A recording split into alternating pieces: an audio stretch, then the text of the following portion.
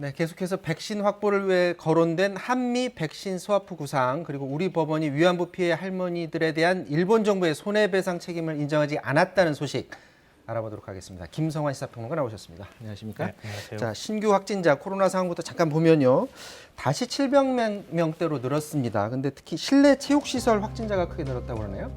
네, 그렇습니다. 방역당국에 따르면 올해 한 40건 정도의 실내 체육시설에서의 집단 감염이 발생했거든요. 네. 1,160여 명 정도의 확진자가 발생했는데 그 가운데 절반 정도가 헬스장에서 집단 감염이 이루어졌다는 거예요. 네. 그래서 지난 2월 강사를 시작으로 80명 정도가 집단 감염이 되고 확진을 받은 전주의 한 헬스장에 가서 가상 실험을 해봤다고 합니다. 근데 강사 입에서 에어로졸이 호흡하는 과정에서 나온 다음에 그 다음에 어느 정도로 확산하고 있는지를 확인을 해봤더니 실내 전체를 다 채우는데 2분 정도밖에 걸리지 않았다 그래요. 그러니까 그 에어로졸을 통해서 만약에 마스크를 착용하지 않은 상태라고 하면 감염이 이루어질 수 있다. 이걸 실제로 이제 실증적으로 확인을 한 거죠. 그래서 방역당국은 환기가 매우 중요하니까 2시간마다 한 번씩은 꼭 창문을 열고 환기를 시켜달라 이렇게 요청을 하고 있습니다. 자, 무엇보다도 뭐 현 상황에서는 사람들이 지금 백신에 관심을 많이 갖고 있는데 백신 수급의 차질이 빚어지지 않을까 걱정입니다. 물론 정부는 11월 말까지 집단 면역 형성하는데 문제가 없다라고 얘기는 하고 있습니다만 어제 정의용 외교부 장관이 미국과 백신 스와프와 관련해서 협의 중이다라는 말을 했습니다. 잠깐 듣고 오도록 하겠습니다.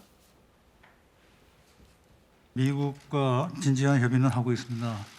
다만 미국도 국내 사정이 아직도 매우 어렵다는 입장을 저희한테 설명을 하고 있습니다. 어려울 때의 친구가 진정한 친구다라는 점을 믿기다 저희가 강조하고 있습니다. 우리가 미국과 협력할 분야는 백신뿐만이 아니고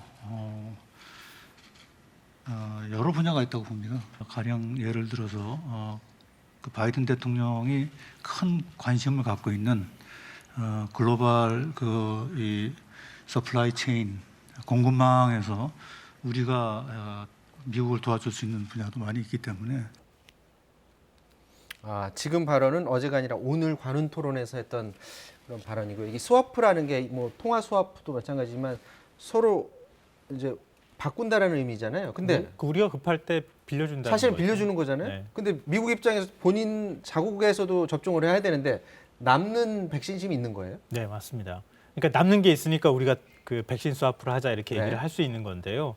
미국이 한 3분의 1 정도는 벌써 백신을 접종한 상태고요. 네. 화이자하고 모더나 백신만 3억 명분을 확보하고 있는 상황입니다. 네. 그러니까 미국의 여유가 지금 있으니까 또 백신이 한 유통기한이 6개월 정도밖에 되지 않거든요. 그러니까 지금 우리가 백신이 좀 급한 상황이니까 우리한테 백신을 좀 빌려주면 우리가 나중에 여유가 있을 때 미국에게 백신을 갚아주겠다. 이제 이런 구상을 하고 있고 미국과 어느 정도 협의는 하고 있는 것으로 보입니다. 네, 미국 입장에서는 그냥 자기네들은 시혜를 베푸는 그런 입장이기만 한데 우리도 뭔가를 줘야 될 거 아니에요.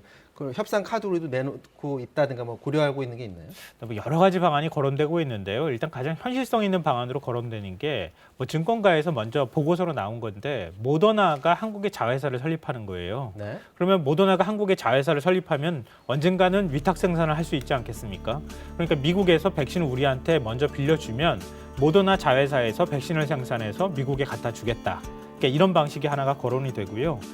또 다른 방식은 일종의 큰 딜을 하는 겁니다. 예를 들면 미국이 지금 반도체 부분에 있어서 미국 투자를 절실히 요청하고 있는 상황이잖아요. 네. 그러니까 삼성전자 같은 곳이 한 50조 원 규모의 투자가 예정돼 있다 이렇게 얘기를 하는데 그런 방식처럼 미국이 원하는 것을 우리가 해주면 그럼 미국이 백신을 우리한테 공급해주는 뭐 이런 방식도 있을 수 있고 그다음에 안보적인 측면에서 보면은 미국이 주도하고 있는 쿼드라고 하는 협의체 있잖아요.